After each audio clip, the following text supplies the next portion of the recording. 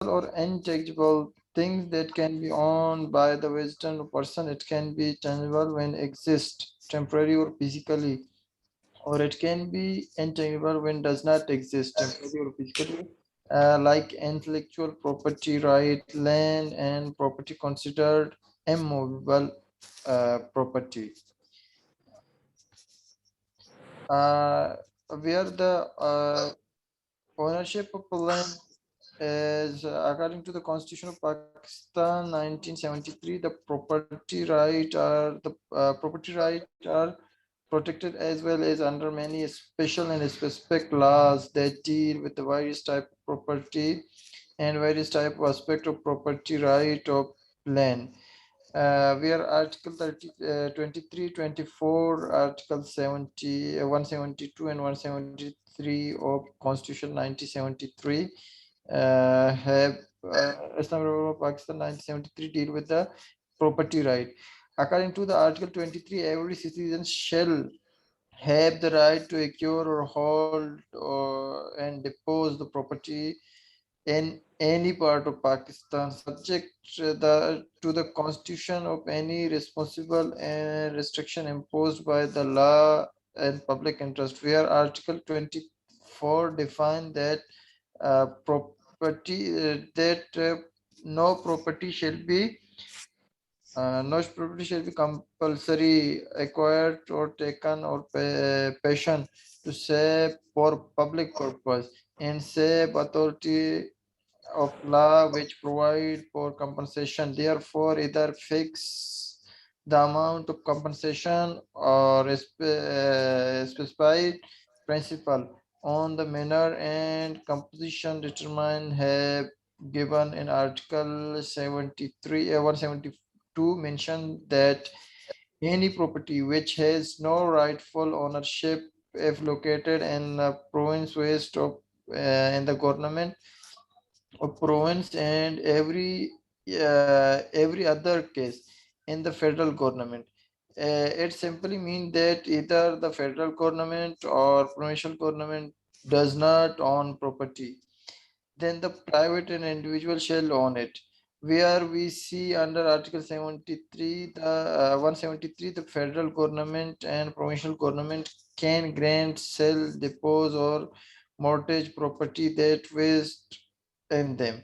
These government can be purchased, acquire property, or properties are acquired for the purpose of federation or provincial waste in the federal government consider and provincial government system. Where we have the land division in Pakistan is like country, then province, then division, then district, then tehsil, then taluka, after that halka or kangu halka, and patwari, patwar circle, and moza or maybe we call it village. Where the control structure is started basic revenue officer. The basic revenue officer is called Putwari or Tipdar, and after that, the senior from that is Kango, or after that is Supervarshi.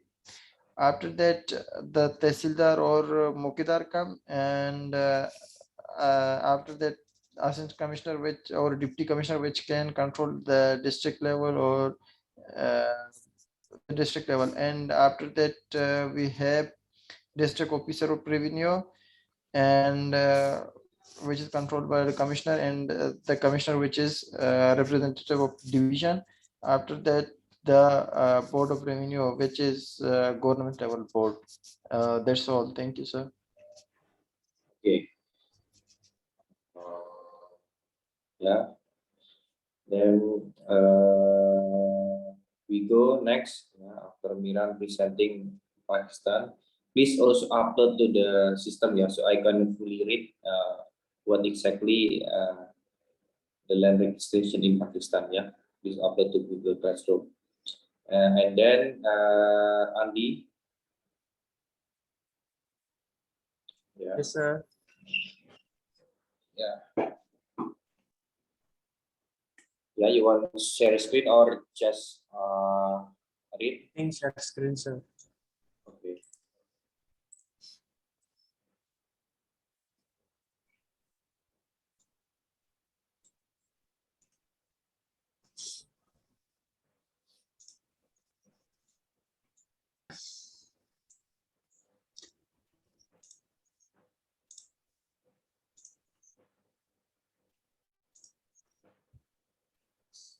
Okay, you can see the screen.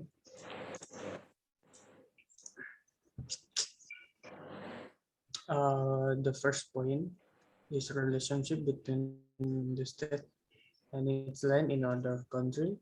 Uh, my opinion is relationship between state and its land in other country. The example when Malaysia has land in Indonesia and there is a problem like a problem that with their land, Malaysia must follow Indonesia regulation because when it comes to land, it include national law. The second point is role of state in regulation, publication, legal entities on other land. So, according rules, the government number 16 of 204 about land use, Article 1, Sub 2, defines mastery land is relationship between individuals, group society, or legal entity by the land as intended in law number 5 of 1960 concerning basic rule of principle agrarian.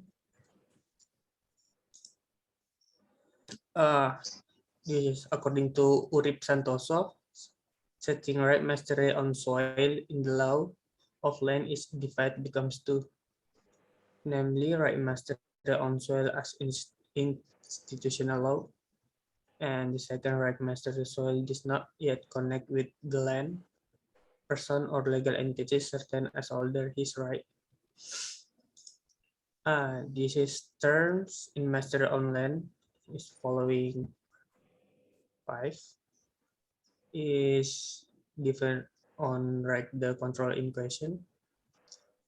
Second, setting content that is set up what only that which is per symbol, obligatory, and forbidden format by handle his right as well as term time his mastery.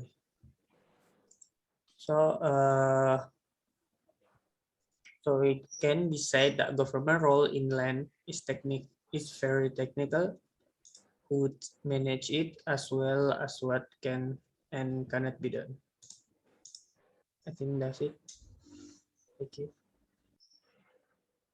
Okay, yeah, but actually, what I asked for the assignment is student have to define the other countries, yeah, the implementation of other countries, how exactly they are maintained, or how the theory or the implementation between the state control and how the relation of the land in their country. But it's okay, no problem. Okay, so we start, yeah, the discussion today. Balogun, she's left. Anyone can ask to joining? She's, I think she's joining, but left. Anyone have WhatsApp or WhatsApp? Actually, such she has net problem in our country, so Okay. Okay, no problem. Yeah, we just wait while we starting the next. Okay. So today is the meeting class day 8. Yeah. Today we will discussing into subjects. Yeah, the definition of land rights and land rights regulation before UUPA or Basic Agrarian Law. This is a short picture. Yeah, no land, no life. Yeah, I think this is quite true, or truly true, yeah, because almost our kind activities, it is so related with the land, yeah, of course, with almost all. Yeah. So today we will defining on land rights. If we telling on non-life, so what exactly the definition of land rights?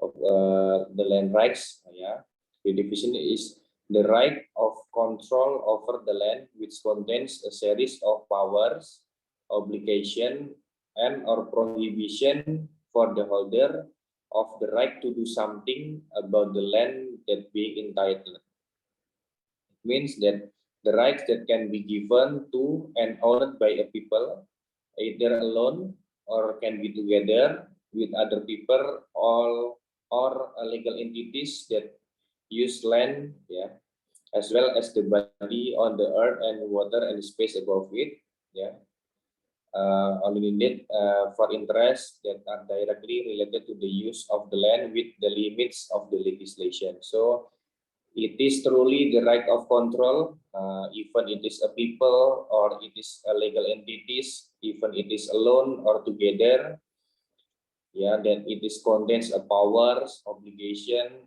prohibition in order to the land.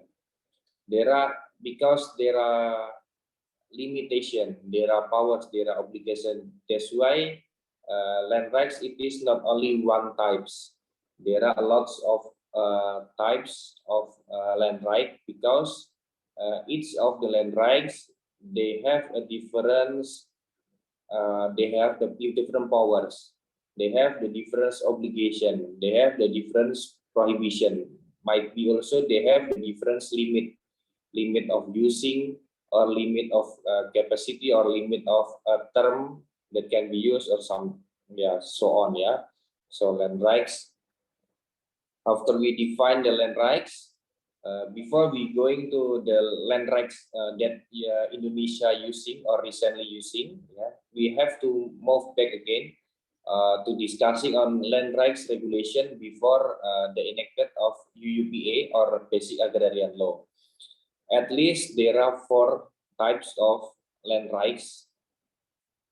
Four types of land rights before UUPA. It means when the colonization, they coming to Dutch Indies, yeah, or Hindia Belanda, or it is, yeah, Indonesia before independence. Yeah. At least there are four types of land rights. There are a difference of definition, difference of the, yeah, the terms of using and etc. So we go next. This is eigendom rights. Eigendom rights, if we translate into the recent regulation, it almost same like hak milik. It is in Article 470, 470 of the Civil Code. It mentioned that eigendom as a property right is the right to enjoy an item more freely and completely freely, yeah, to act, yeah. So the right to enjoy is freely and act on it also completely freely, as long it is not conflict with the law or general regulation that's stipulated by the competent authority, and all of which doesn't reduce the possibility of revocation. Even it is even eigendom have the rights to enjoy freely and have the completely free to act, yeah, but it is also have this possibility to revocation of the rights if there is a need for public interest. It means that even you have eigendom rights, but your land, it is very close with the harbor or very close to with the, yeah, anything else for public interest, so it might be government will take for acquisition, yeah, government will acquisition or revocation your rights, but it is also give the compensation. They will give the compensation. This is the different with another land rights. If eigendom rights, if government takes or acquisition your land, they will give you the compensation. But for others, they only take without the compensation. So it means the hak eigendom is the fullest. Yeah, this is hak eigendom or hak milik, reivindikasi. This is at least there are a characteristic, yeah, at least 3 characteristic of hak eigendom. Hak eigendom it have the characteristic that the right to claim land in court from the third party interference. So it means there are nothing can prove the ownership except who are the owner, yeah. So he or she that have eigendom, he will have the fullest right to enjoy the land ownership. And then you see objects completely freely. So it means if you have the eigendom rights, so you can completely use all inside, yeah, in the bottom of the land and also in the top of your lands, yeah. So during that time they didn't regulate any limitation of how many high or how many low the maximum of use, yeah, how many maximum of the use of the bottom of the land, yeah, in the or also in the top of the land. So it means the characteristic is using objects completely freely, and it is also take full control of things. So you can do all things related to the high kingdoms. You can take the mortgage, you can you can rent to another person or something, yeah. So it's completely full. But during the independence, after independence and after the enacted of UUPA or Basic Agrarian Law, yeah, eigendom, because after the enacted of UUPA or Basic Agrarian Law, so all the land rights before UUPA or land rights that take for, or given by Dutch, it is abolished and it is cannot use again, yeah. So they have to make a conversion, yeah.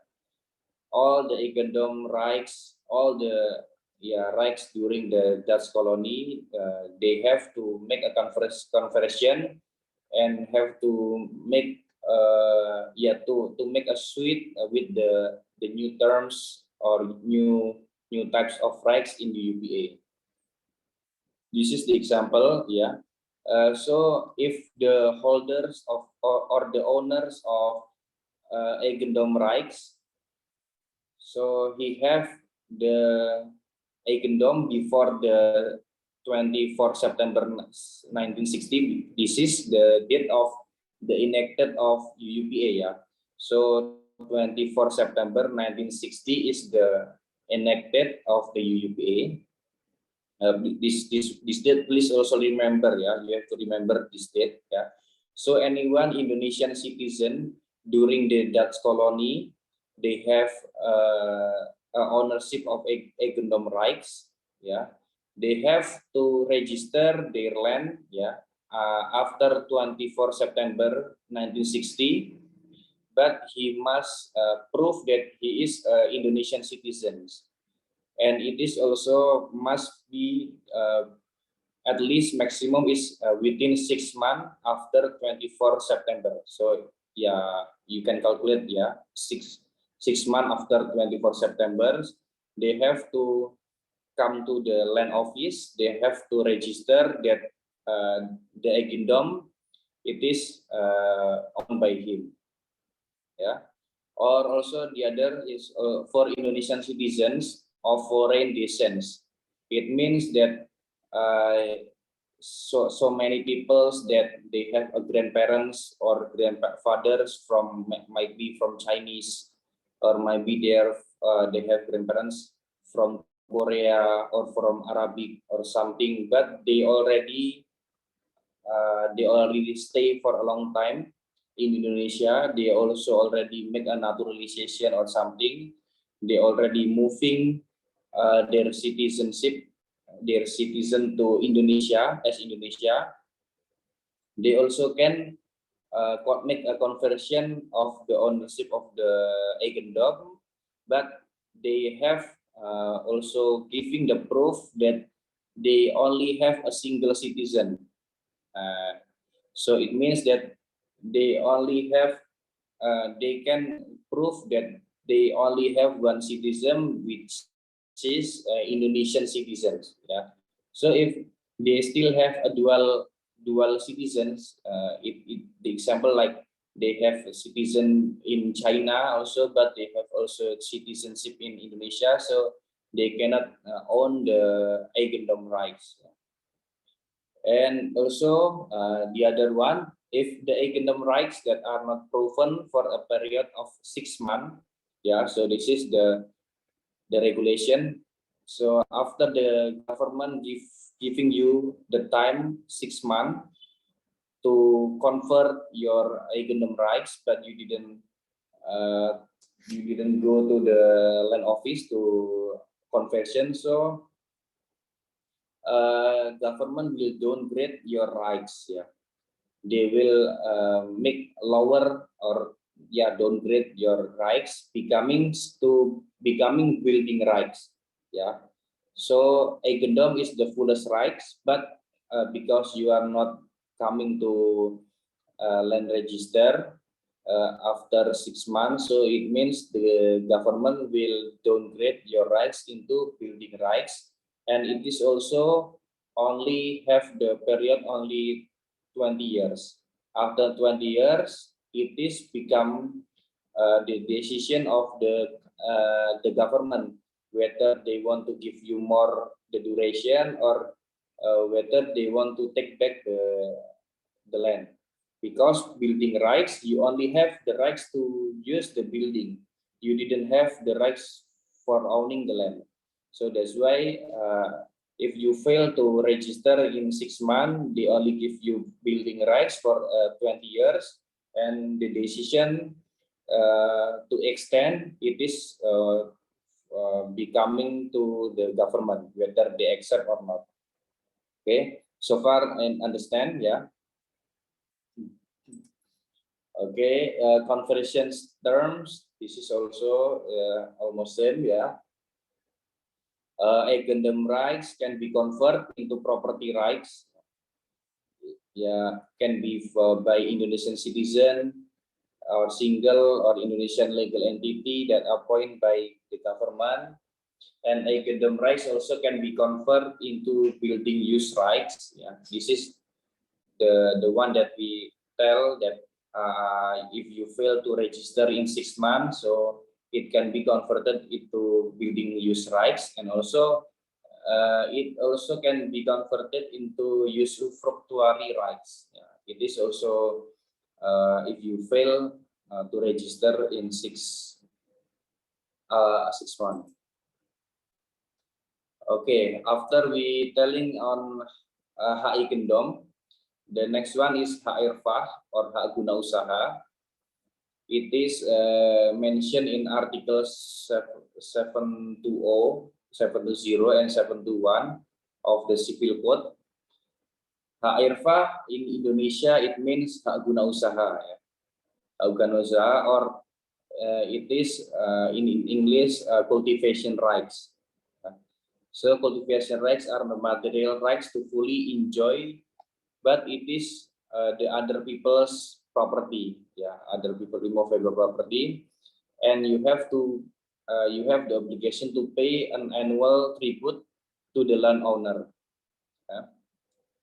In this position, you have to pay to the government because during that time all the ownership belong to the government, yeah, during the Dutch colony. So you have to pay an annual tribute to the landowner, and also but it can be you pay by the money, or you can pay by the all the results from the cultivation, like farming or like fishing or something. So you can pay by money or non-money. So ERPA rights are cultivation rights, yeah, or material rights. So you only fully enjoy the cultivation, not enjoying the land ownership only. You have the rights to using the land, to explore the land, but in in terms of your activities, fishing or something.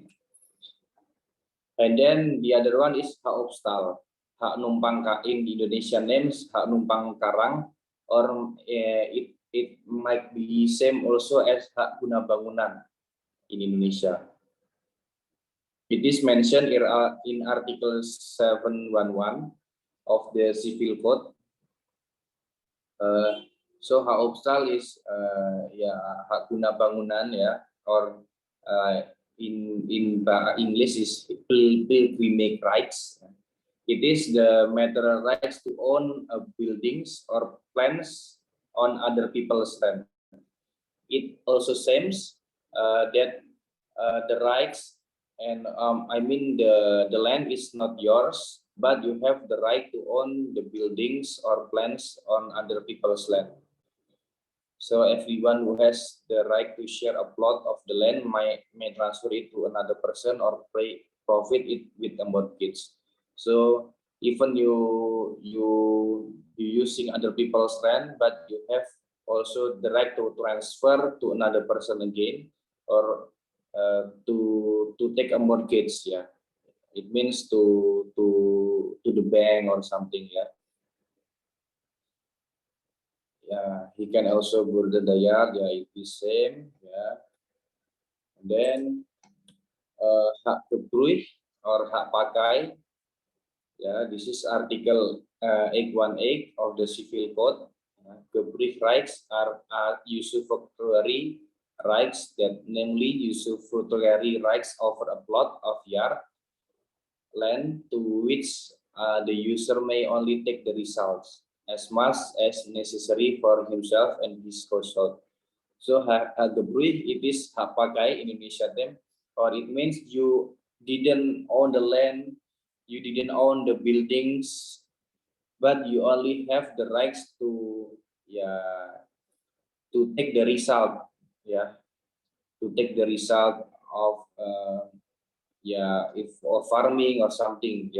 It is almost same with the another like guna usaha. It almost same like hak obstal, but the difference like the year, the term of the use, and the ownership and so on. So it is much lower. And also hak pakai, the difference is hak obstal, it is only for the non-foreigner, but hak kebrui, it is can be used and can be given for Indonesian or for non-Indonesian. This is the difference. Oke, hak barat lainnya or another land rights during Dutch colony. This is Grand Controller Agraris Eigendom Recht van Gebrug Burgland. This is because not so popular. It is almost how to say, because this is not as the main types of the land rights during the Dutch colony. So this is only the addition of the land rights during the Dutch colonies, but the main rights during the Dutch colony only 4. This one. Wait, hak eigendom, hak erfa, hak obstal, and hak kebrui. Hak eigendom, it means the fullest, the fullest, and then hak erfa, it is how to say, in English it is yeah, cultivation rights, and then hak opstal is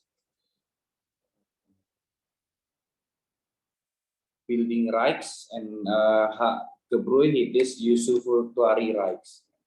So this is the difference. Hak ikendom, you have the fullest ownerships between the land, between the building, between all inside of the land, and hak irfah only you have the rights of the using of the land, yeah. And hak opstal, you only have the rights for using the building in the top of the land, yeah. And hak gebruik, it is almost same with the hak irfah, but it is more lower. But the difference, it can be given to foreigner and non-foreigner. This is the at least the simplest way to remember. Okay, and this is at hak atas tanah menurut hukum adat Swapraja, because we know that during that time there are dualism agrarian law, yeah. There is Dutch law, and it means the land rights that bring by the colony, but also there is an land rights that given or bring by the customary people in Indonesia. Both of them, it is recognized by the government during the colony, because yeah, at that time even the colonization, but they also still recognizing the types of land that already exist, yeah, by the customary law. It is like tanah sultanan, that it is they already have something like the kingdom, yeah, by the customary people, customary law community. I think, yeah, that's one. And then after that, after the application of basic agrarian law, UPA, yeah. So all the four that we already mentioned, hak opstal, hak ikendom, hak irfah, hak gebruik, it is only valid during the Dutch colony. Yeah, it is almost 350 years during the colony by the Dutch, but after the independence and strengthened by the enacted of the UUPA or Basic Agrarian Law in 24 September 1960. So all the types of land rights, it is not exist, yeah, not exist anymore, and it is, yeah, it have to be make the conversion. So it is also mentioned, yeah, in basic agrarian law, that you can also see in the regulation that it is mentioned that regulation that regarding Western land rights as regulated in the book 2 of the Civil Code, it is revoked and declared that no longer valid. Yeah. So even we still using the Civil Code, yeah. So because Indonesia, we are colonized by the Dutch, we still using this Civil Code, yeah. The Civil Code, or in bahasa we can call it Kitab Undang-Undang Hukum Perdata in Indonesia. Of course, we still using the book number 1, book number 3, book number 4, but only book number 2, yeah. Book number 2 after the enacted of the UUPA, so it is declared as no longer valid, and we didn't use this regulation anymore, and we only follow the regulation inside of the basic agrarian law. Okay, and after the enactment also of the UPA, all the rights or to the Western land are converted into the use rights and building rights. Yeah, this is what we mentioned, that if they are not registering or if they are not capable to own the eigendom rights after the conversion, so it will be converted into the building rights or can be converted as use right, or in bahasa can be converted in hak guna bangunan or hak guna usaha. And it is also given the temporary valid for the remaining term of the rights with a maximum period of 20 years. Of course, this is to giving the certainty because we want to make sure that Indonesia already independence. We also have the self-own to regulating, to controlling our ownerships. That's why we will identify all the ownerships that related to the eigendom because it is the fullest.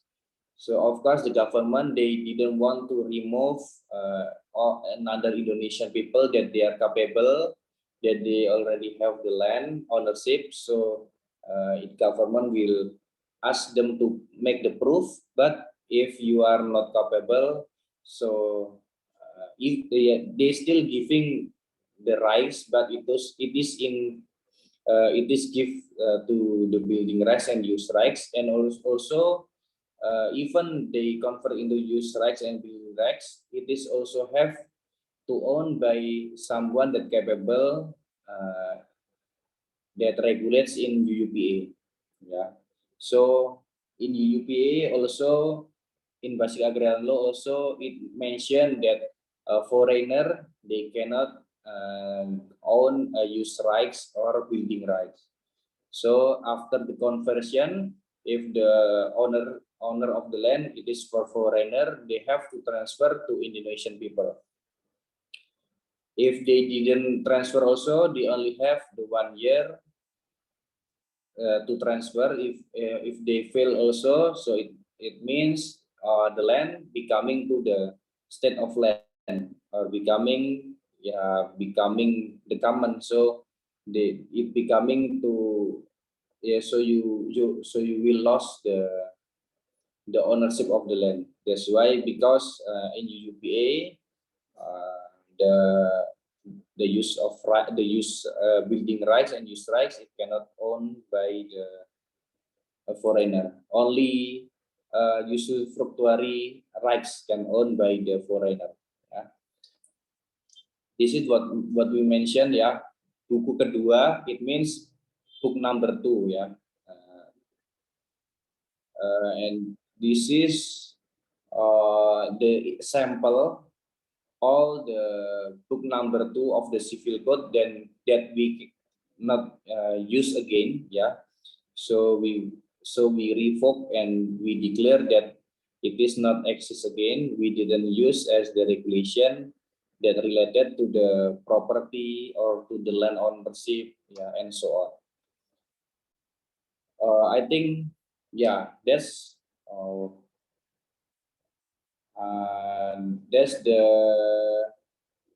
material for today, because it's just short, yeah, because we telling the land rights regulation before UUPA, yeah, but it is no longer anymore, it no longer used anymore.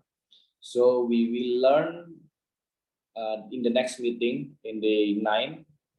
We will learn on land rights regulation after the UPA. So it means that we will learn the regulation, what exactly the recent land rights or land ownership regulation that exists or that we use in Indonesia. Yeah.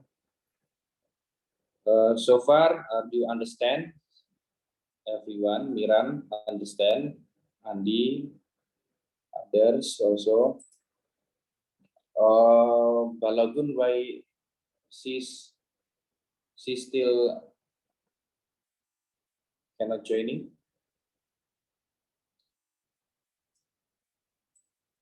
Miran, you have her number? Yes, sir. I messaged her, but she didn't share my message. And my message delivered to her late. I think maybe she had internet problem actually in her country.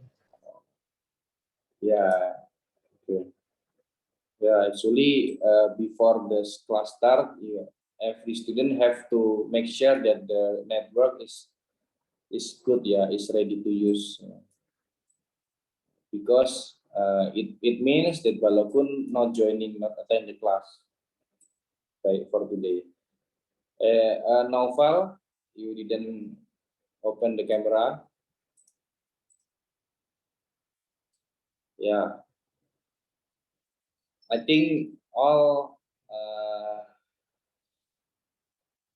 Any question before, or all are already understand, every students?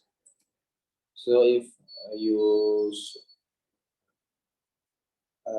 understand, so we go to the next assignment. Yeah, next assignment I will give you more on the land rights regulation after the UPA. But before that, I want you to discuss, yeah, and look for or mention the types of the land rights, but it is exist in other countries. It means, example, like in Pakistan, yeah, what is the names of the land rights or land ownership in Pakistan? Or in example, for Indonesian student, please find another countries, yeah, what types or what the names,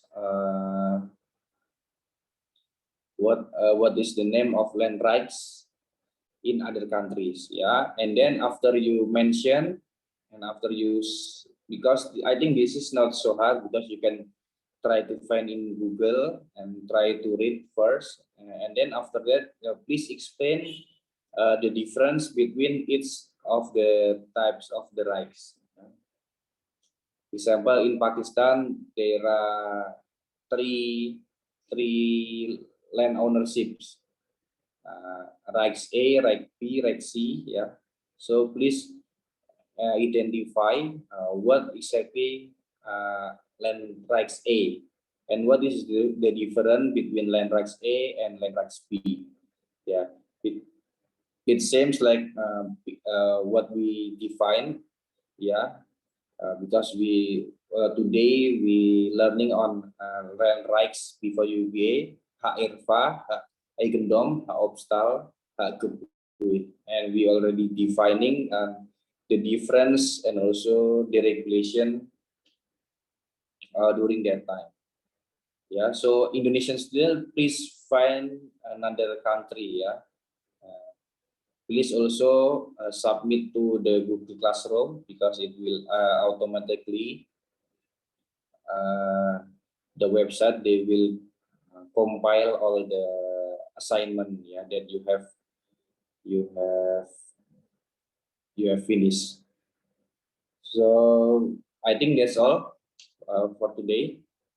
So far, any difficulty on agrarian law, Amiran? No, No, yeah. sir. Yeah, I think everyone. I think it's not so hard. So just you have to, yeah, read and analysis, yeah, and discuss maybe. Yeah, I think that's all for today. It's already enough, and we will meet again in the next meeting in Tuesday, 5 April 2022, in fasting month, but it's the same. So thank you before for all students. Wassalamualaikum warahmatullahi wabarakatuh. Waalaikumsalam. Okay, Sir, thank can I you. add something, sir? Yeah. About the material. I just want to ask, what day do we fast? According yeah. to they say 2 April. How Sorry. about what day do we fast? Yeah. According to Muhammadiyah, they say 2 April. How about the country? I mean, like the government. Oh, yeah. Today, some of the organization they will make analysis. Yeah, I think they starting on 3 p.m. So they will make a calculation and also the conclusion. I think if not today, so if at least at 6 p.m. by today, if we didn't heard anything information by the government, so it means that tomorrow morning we didn't start the fasting yet. So yeah, because they will make the conclusion in the Maghrib, yeah, because they will find at least the hilal, is it already seen or not. So if seen by today, so it means today we will start Taraweh, and then tomorrow we will starting in the fasting. So of course there are some organization they have the self analysis or organization analysis, but it is more safer that we just follow what government, yeah. So just follow and wait for the government. Also Miran, also you can try to watch the news or read the news, yeah, regarding the fasting. Is it start by tomorrow or 2 days after tomorrow? Yeah, yeah. I think that's all today. Thank you everyone, students. Good luck. May we peace, may good luck, and may everything good. Please do fasting with the good one. I think that's all. Assalamualaikum warahmatullahi wabarakatuh. Waalaikumsalam.